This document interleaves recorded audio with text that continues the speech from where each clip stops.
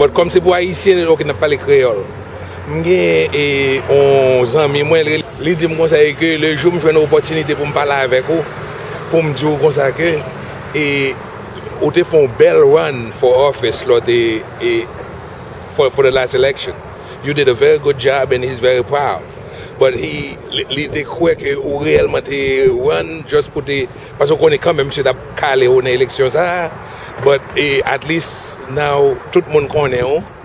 So comme qu'on y a tout le monde connaît, so la prochaine fois c'est qu'on déjà qu'on pied dedans déjà. Qu'est-ce que vous pensez de ça?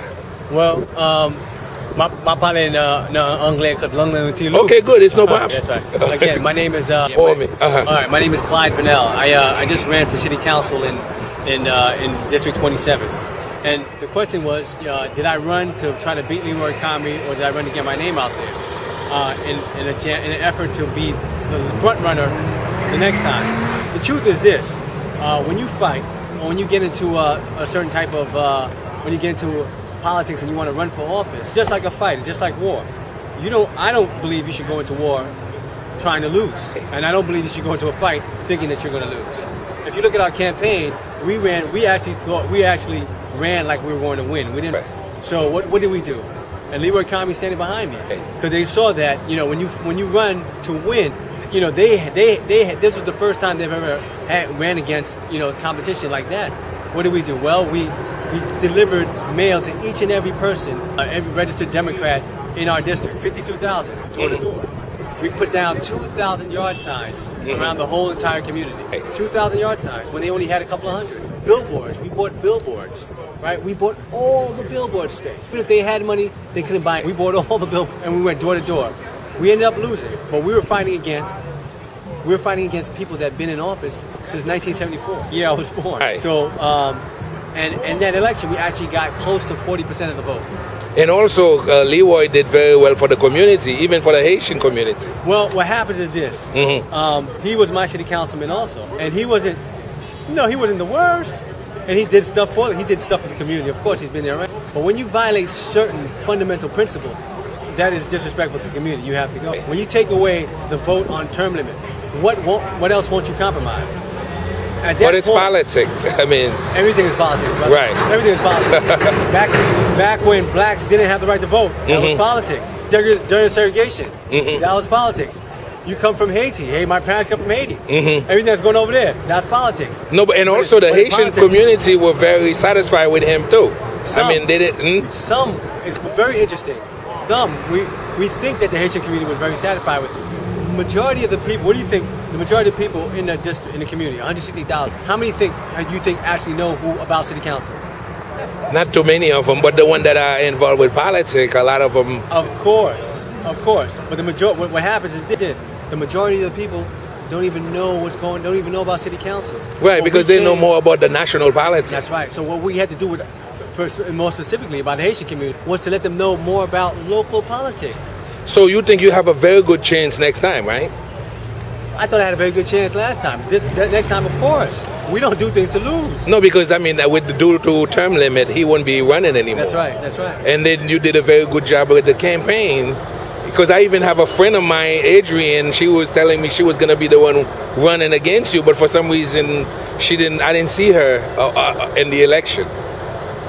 So what do you offer the Haitian people who live in Queens? What do you plan to do for them? What I plan, see, that's a question that I get. That's the wrong question to ask. Many people say, "What are you going to do for me?"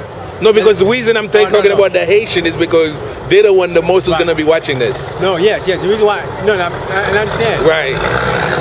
What I'm telling the Haitians and everybody is that we must get involved locally. Right. So what we try to do with the Haitians, with young people, even over here, as I told over here, the community must get involved. Community must get involved. So what happens is, if you look at my parents and many other Haitians here, they're listening to news in Haiti. What about here? So what I'm trying to do is trying to get us more involved today here. What I'm doing here. What's the problem here with this? Right. This affects everybody. This affects everybody. But black men need to stand up. But it's not. But what about the kids? I mean, they have to take responsibility. Well, we need to. The community needs to take responsibility for our youth. Period. And the government also should do something about guns, because there's so much guns around. The the government must have their part, but the community has their part too. Because if gun wasn't available, I'm sure they wouldn't even be able to buy it. That's a piece of the pot. That's a piece of that. But what are we going to do right now? Right now, what we should do is number one. What we should do is number one. What we're going to try to do is we're going to get a community patrol to work to patrol the areas when the kids get out of school. All right, so we could do that as a community. Let's stop crying to the police department. But another thing, how these kids go to school with guns and come out of school and start shooting? Another thing what we need to do, that's one thing. Another thing what we really need to do is mentor these kids. Mentor these kids. We need to build a relationship with these young men and women. So they know that, look, you don't need to get a gun. You don't need to do these kinds of things. Yeah, but the school also, what do you think? I mean, these kids, they came from school with their guns. Yes, that's a problem. That's a problem. But what's very important is what can we do? What can you do? What happens is this.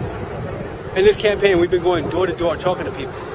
Many people don't know the people on their block. They don't know the children on their streets. No, because most of the people who go to work, they just go there and come back home. And you have a responsibility. You have a responsibility to know the kids on the street, know the kids on the block, to know. So they should maybe be after school programs and. So they should be first. Let's start locally. First, there should be block associations right? There should be things that are active on your block on a local level. You should get involved with your children's school. I know you work. I know you do these kind of things, but you need to be involved with your children's school. Know your children's friends. What if you don't even know your children's friends? Very basic things. You know what I realize? Okay, I know they have different community centers in different areas. We don't have. We don't have one around. We don't here. have. Well, what we're planning to do is this, and I'll say this on camera too. Very important. What we're doing is we're having a town hall about youth issues, and I want a lot of IECNs and a lot of people to show up on October 17th, Sunday morning from 11 to 2 p.m. 202 in Hollis, Mount Olive Church. Okay. And what we do there is we're trying to find solution to address this youth problem. Okay, it's a pleasure for me to talk to you. Yeah, I hope next time you represent